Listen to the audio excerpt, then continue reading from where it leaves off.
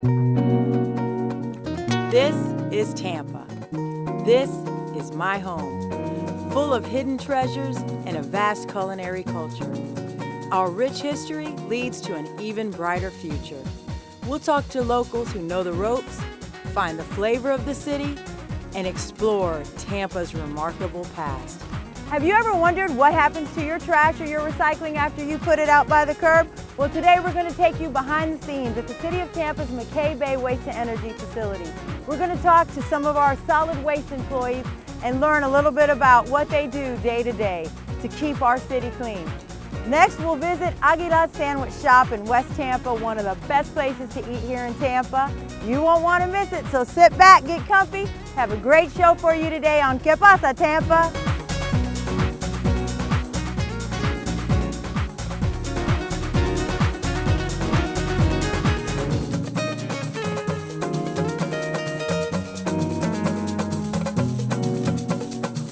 Great coffee. Yeah. Excellent colada.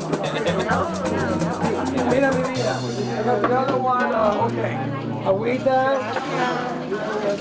Okay, Mayito, I know it's Mario, but everyone in Tampa knows Mayito. Thank you for having me. Absolutely, Adrian. I can't believe I got you to slow down a minute because you're always go, little go, bit, go. that's right. So we're here at Aguila's, and tell me, you've been here how long now? On this location, we've been here for 10 years. And then before? It was the original one, which was La Ideal Sandwich Shop, right in the corner of Tampa Bay and Gomez. Yes, yes, and you were there how long? For 20 years. Okay, and so for 30 years combined. And now I'm 33. That's right, you started early. That's right. Early. But this is the heart and soul of Tampa's Latin community. And That's people right. come here every day. What time do you open? We open at 6. And it is already packed from the beginning. And it starts getting very busy, okay, with the regulars, of course, for them to have, you know, the coffee and the bread and you know, the breakfast specials. Yeah. So, you know, it's usually the same, you know, same clientele, but we usually also have other ones come in too. So they have the café con leche and the Cuban coffee. Con leche. But you know, they come here for more than just the food. Well, I think they do. I think they come here because it's more of a family tradition, and you know, everybody's treated always with a personal touch, and I think that's mainly what they really appreciate. And I really enjoy doing the same thing for them. And it shows, and that makes a difference. You cannot come here and not see someone you know or feel at home. Absolutely, absolutely. All right, well, now that I have you, and I know you know your business, yes. Where did the Cuban sandwich really begin? The Cuban sandwich originated here in Tampa. That's right. Believe no matter what they say, it's a Tampa thing, right? It's a Tampa thing. And people say it started in Cuba. No, it actually started in Tampa, and then they took it down to Cuba. Okay, and to show that Tampa is the official home to it, rumor tells me, I don't know if it's true, even the mayor eats his Cuban sandwiches here. Yes, he does. He comes here a lot. He comes here a lot. All right, so let me tell you, what makes the difference? Because this is the best Cuban sandwich. How do you make it here? Okay, normally, okay. Show me the secret. Okay, yes. Actually, the secret to the Cuban sandwich is the pork. Okay, how it's marinated, how it's cooked, of course.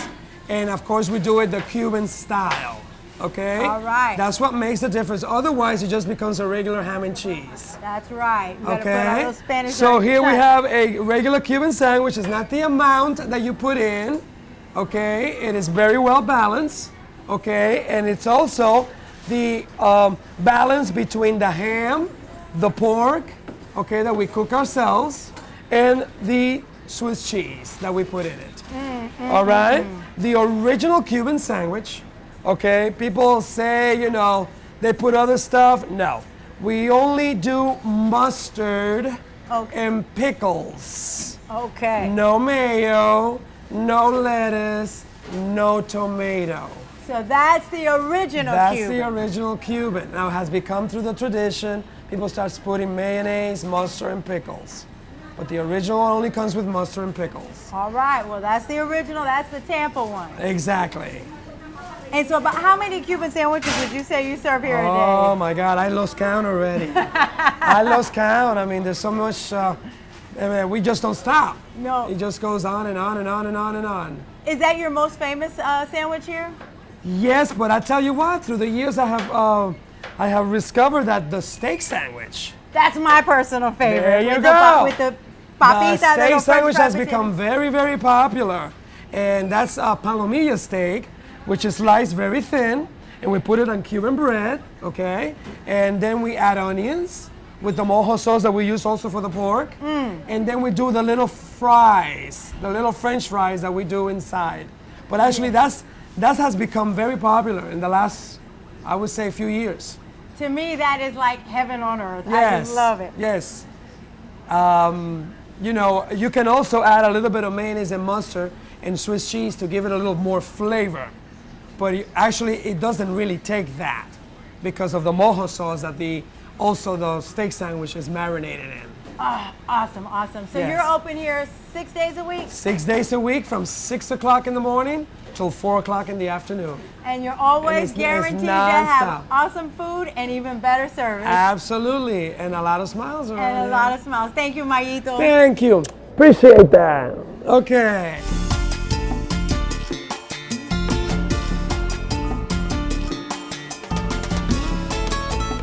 Well, I'm here with the director of the City of Tampa Solid Waste and Environmental Program Management Department. Thank you, Mark, for being here. Thank you for having me.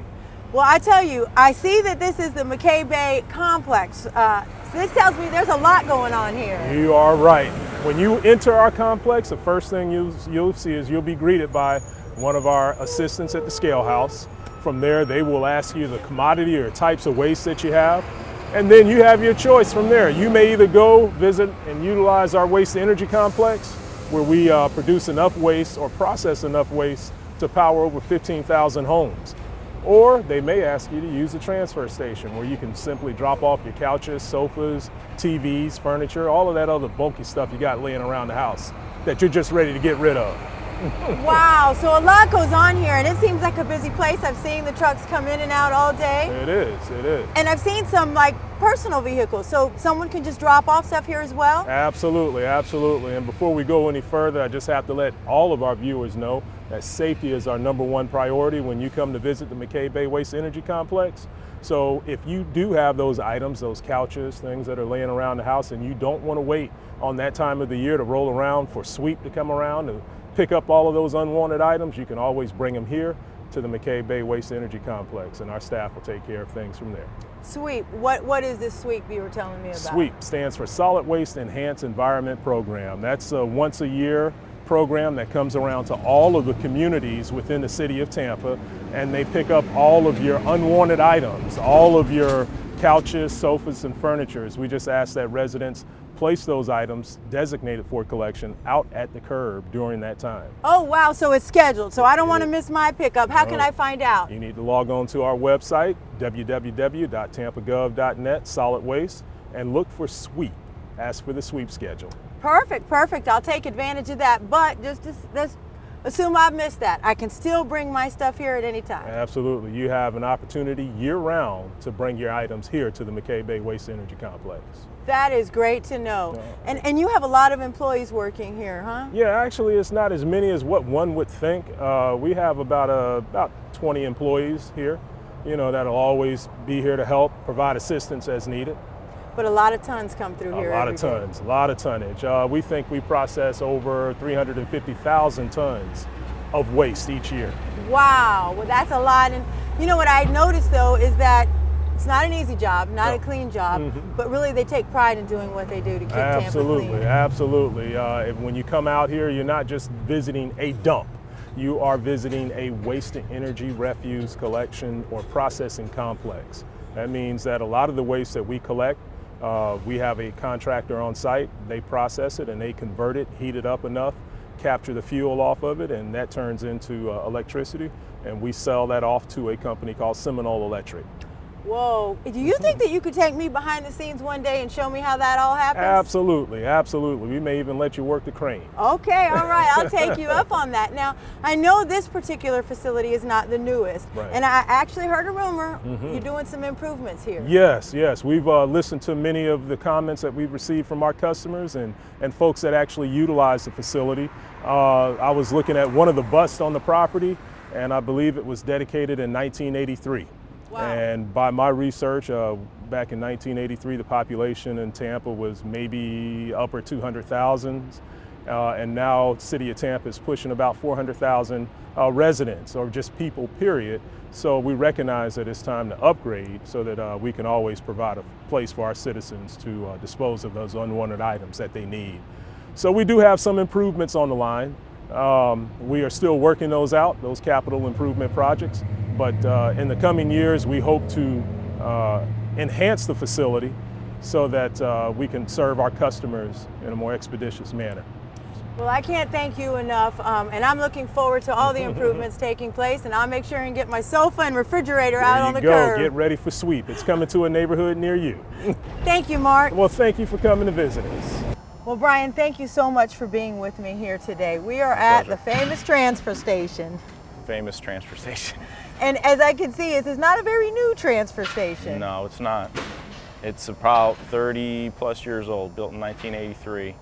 And we have been doing the best we can, taking the debris in and processing it and moving it under the situations that we have. We assumed the transfer station about 5 years ago. Previous to that, it was contracted by Waste Management and other companies, still owned by the City of Tampa, but managed by outside vendors. We took it over with the savings of about $1.5 million doing it in-house, and so that's where we're at today. So meaning today it is operated by City of Tampa Completely staff. operated by the City of Tampa Solid Waste Department. And how many employees do you have here? I have 7 employees that work on the floor and at the window, and then we have 2 drivers that we just hired in August because we recently took over our tractor trailer hauling to additionally save money, which the savings is about $500,000 a year that we're saving by doing the hauling in-house. I just did interviews on Friday for our 3rd driver, so we are going to hire another driver to complete our team of drivers. Wow, so when I'm hearing all that you're saying, this is a busy place. It's busy. And so it's open 6 days a week? 6 days a week, Monday through Saturday. We're closed on holidays. We're closed on Sundays. Our hours, Monday, Tuesday, Thursday, Friday, is from 7 a.m. to 5:30 p.m. And Wednesdays and Saturdays, we are open from 8 a.m. to 4:30 p.m. So the debris that we have behind me now is yard waste. But I think you also allow citizens to drop off things that that wouldn't be picked up on the curb. Is that right? We take in commercial customers that bring in open top roll-off containers. We have customers that bring in tires. We have residential customers and commercial customers that bring in commercial construction debris, garbage, you name it, we pretty much take it. We take white goods, refrigerators, washers and dryers, that kind of thing, what we call white goods. Perfect, making it convenient for our residents to drop off things they don't want and keep our city clean, right? Yes. So you were saying that you process some of the things that come in. Correct. What does that mean? We have 2 areas behind us we call processable and non-processable. Our processable pile is the material that we are able to directly send up to our waste to energy complex so that it can be incinerated and burned for energy. The material that we cannot process, we landfill it, and we are currently sending that to Dade City, to Angelo's landfill, where it's disposed of into the landfill. Okay, so I see we have a lot of debris here, but there's some empty space. How much do you take in here monthly? Well, I'm glad you asked that. We, on average, take in 165 vehicles a day. We push off the floor 175 tons a day, and on average, our amount of material coming in per month is over 4,000 tons. Wow. Wow, Brian, that's a lot. Yes. Keeps you busy. Keeps us busy. Now, when you had said a little earlier about in August, you mentioned something in August, and right away my mind goes to the heavy rains and all that we had. I can't even imagine what this place looked like then. Yes, back in August we were pretty busy. It was also a time when, again, we took we took over the hauling.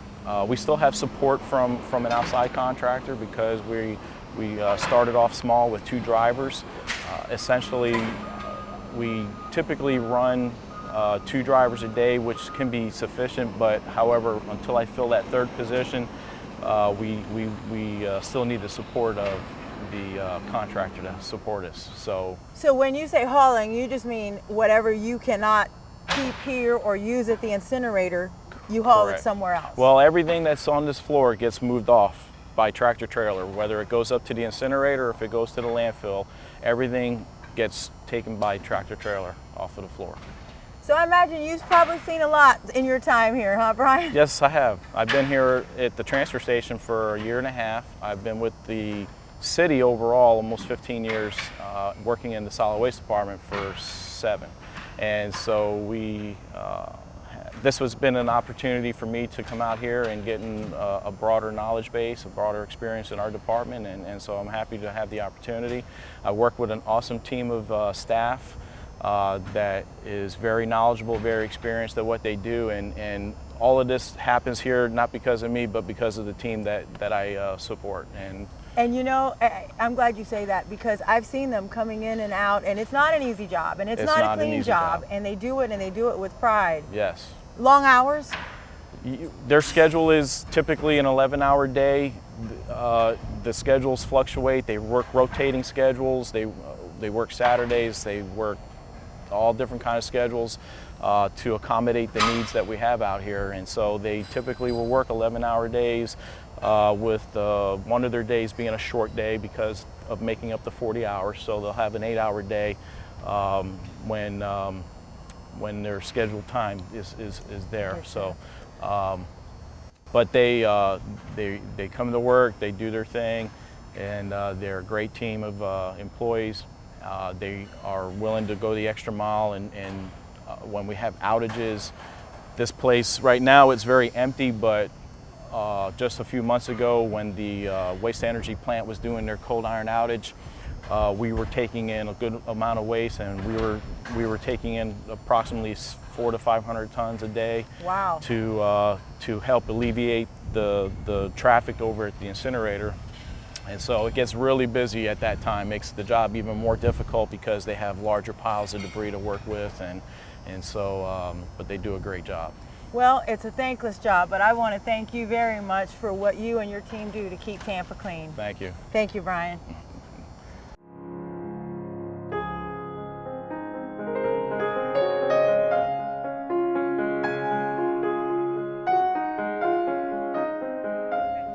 Violet, thank you so much for letting me come in. I've driven by this building and it is beautiful. Thank you so much. It's a pleasure and really wonderful that you're doing this for us, because I'm sure that many people in this community are not aware of this beautiful building that we have here that serves our community so well. It sure does. And Yes. this building that we're standing in was built in 1926, right? Yes. And it's gone on all these years. Yes. There were 2 clubs, the Friday Morning Musicale, and they used to meet at different people's homes. It was patterned after the Friday Morning Musicale in New York. And these ladies came to Tampa and started it here. And they bought this property. Then members of the women's club had money, and they joined together and put up this building. That's why in the facade you see Friday Morning Musicale and Federated Clubs. Beautiful. And so clubs. everyone gathered here, and I don't know if it's true, but I've heard there's been some very successful and talented ladies come through here. Yes. One's an author.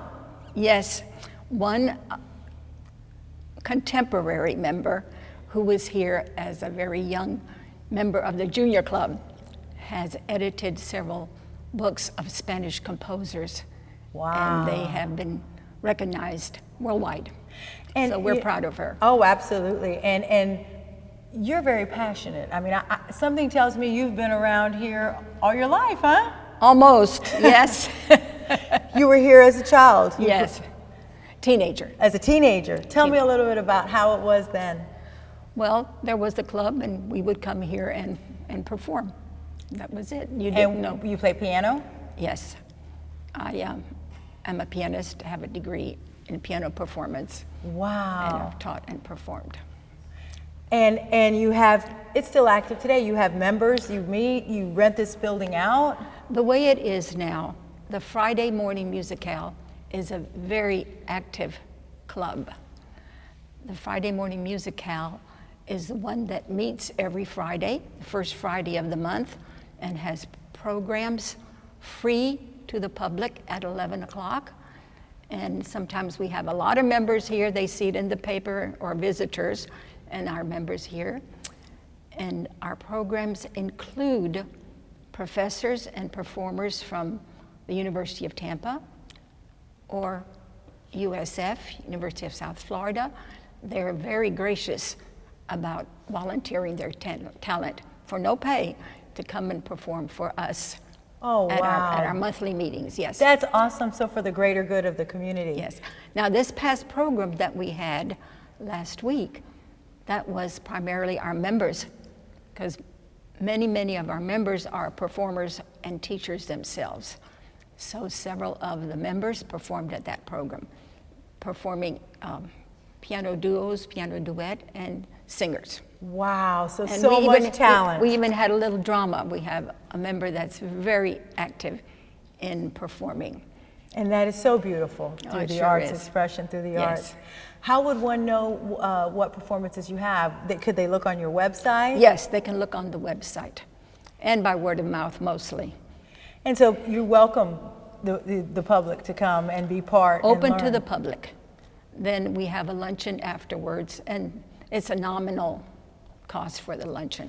Right, right. But the memories and the talent and, Yes. and the entertainment they get is priceless here. Yes, yes. I got most of this information on the beginning of the building and the joining of the club by a lady who was really outstanding here, Dorothy Van Balen. She was president more than once in the many years. She passed not too long ago in her 90s, and her picture is out in the foyer if you want to So take you a have shot of pictures that. of past Yes, presidents? yes. And now her daughter, Margaret Prosser, has stepped in and is working very, very hard. Last year she started a fundraiser called Springtime at the Musicale. How did that go? It went very well for the first time, but this lady really worked hard. She made, I would say, 99% of the contacts. And we had vendors and silent auction, and we had performers here all day. Oh, how Some of our awesome. members So and some of our first students annual? performed. I imagine Yes. you'll do it again? We're going to do it again. All right, well, we'll this have to spring. check it Look out. out for that Springtime at the Musicale. I sure will. I sure will. In this beautiful auditorium. Is it still used today? Yes. We have at the present that really is helping us financially a church that meets here on Sundays. And that's a steady income. They're here the second year, and it really helps. As far as many recitals by local teachers, you can't charge them that much because the money isn't there. Right. But we do have some groups that are willing to pay a little more. And for you, it's about keeping the talent in this beautiful building. This is the only place of this kind in the whole city of Tampa. There is no other place like this. Well, and you know what? It's your passion and it's in your heart, just like it is in your members that Yes. continue to meet. 3 years ago, the veterans came and interviewed, well, whoever was doing a video came and interviewed veterans for a program that they were doing, and they used our facility for that. It was really wonderful. The video persons were from New York, and so professional. I was impressed at how they worked things here. Well, I'm But it so was- glad that they came and got to see one of Tampa's gems. Thank you so much for sharing with us. Thank you Violet. for having us and doing this bit on the Friday Morning Musicale and Federated Clubs. Well, Tampa, I hope you've enjoyed this segment as much as I enjoyed filming it. It's always my pleasure sharing with you all the great spots Tampa has to offer. See you next time.